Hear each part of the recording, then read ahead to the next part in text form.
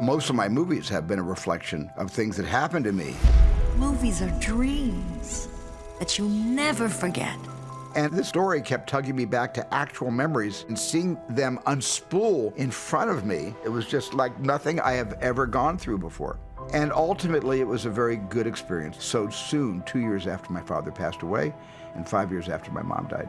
In this family, it's the scientists versus the artists. Sammy's on my team, takes after me. Steven said it's about his childhood, how he grew up and his memories of his parents and his sisters spent playing in deep imagination. What kind of movie are we gonna make? You dismiss what he does. It's playful or imaginative. We wanted to make a movie that reflected a human experience that's familiar and something that would say something about life. I wanted people to see their own families inside the story, because this story is about family, it's about parents, it's about siblings, it's about bullying, it's about the good and bad things that happen when you're growing up in a family that stays together until they're no longer together. You always have to be the center of attention. Stop shouting at her! That has been nothing but disrespect from you. I'm your mother!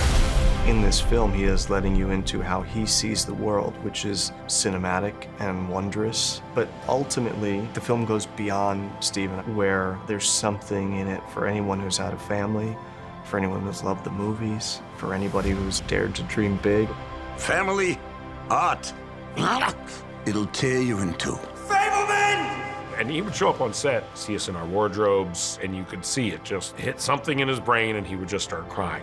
You stop making movies, it'll break your mother's heart. And it really emphasized how personal it was and how special it was to him and how vulnerable he was in a lot of ways. You can't just love something, you also have to take care of it.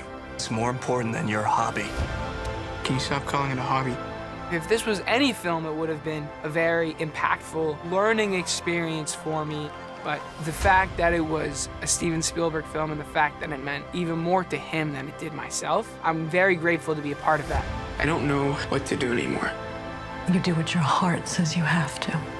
I cannot even imagine going through my career without having told this story. This movie for me was like a time machine, in the sense that the Fabelmans wasn't about metaphor, it was about memory. What was your favorite part?